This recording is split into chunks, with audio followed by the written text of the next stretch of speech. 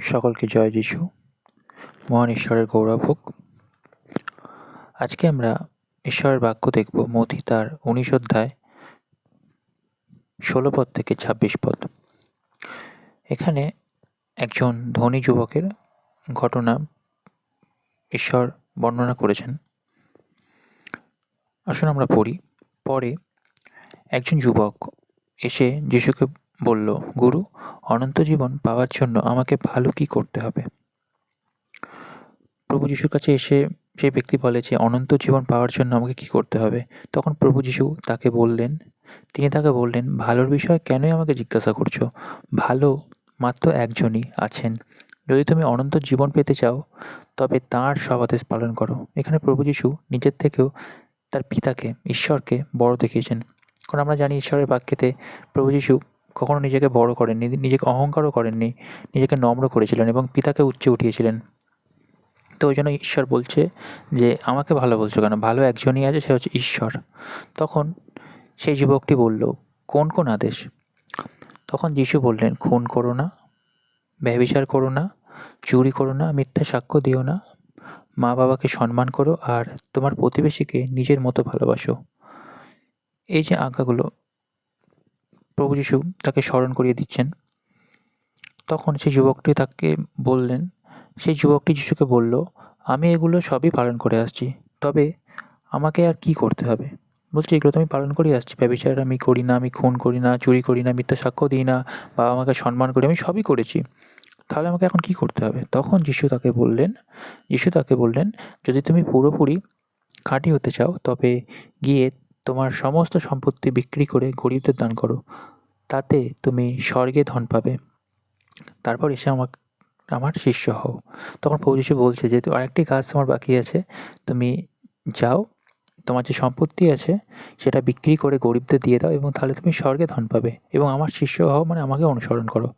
এই কথাটা শুনে 22 পদ বলছে, এই কথা শুনে যুবকটি খুব দুঃখিত হয়ে চলে গেল, কারণ তার অনেক সম্পত্তি ছিল, অনেক তার ধন সম্পত্তি ছিল। তাই জন্য সে বালকটি সেখান থেকে চলে গেল, কারণ তার কাছে ঈশ্বরের বাক্য, যে ঈশ্বর তিনি বললেন সেই বাক্য পূরণের থেকেও তার কাছে তার সম্পত্তি তার কাছে বড় ছিল। মানে সে তার ধনের ওপর সে নির্ভরশীল ছিল।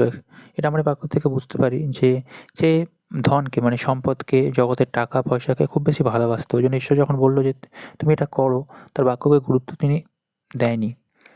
সে ধন সম্পত্তির প্রতি লোভ লালসা ছিল। তারপর তখন যিশু তার শিষ্যদের বললেন, আমি তোমাদের সত্যিই বলছি, ধনী লোকের পক্ষে স্বর্গে ঢোকা কঠিন। আমি আবার তোমাদের বলছি, ধনী লোকের পক্ষে ঈশ্বরের রাজ্যে ঢোকবার চেয়ে বরং সূচের ফুটো দিয়ে উটে ঢোকা সহজ। ঈশ্বর বলছে যে ধনী ব্যক্তির স্বর্গে ঢোকার থেকে একটা সূচের ফুটোর মধ্যে উঠে ঢোকা সহজ। তার মানে এটা না যে কোনো ধনী ব্যক্তি স্বর্গরাজ্যে ঢুকতে পারবে না। কেউ যদি ধনী হয়ে জন্মগ্রহণ করে বা কেউ বড়লোক ঘরে জন্মগ্রহণ করে, সেটা কি তার দোষ? কখনোই দোষ না। ঈশ্বরের কাছে ধনী হয়ে জন্মগ্রহণ করা বা কারোর অনেক টাকা পয়সা থাকা, সেটা পাপের না বা সেটা দোষের না।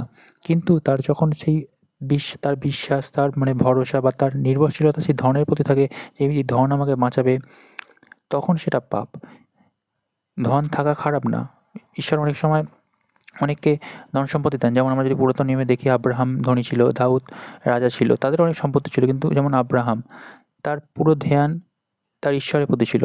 তার ঈশ্বর যেটা বলতো তিনি সেটা করতেন।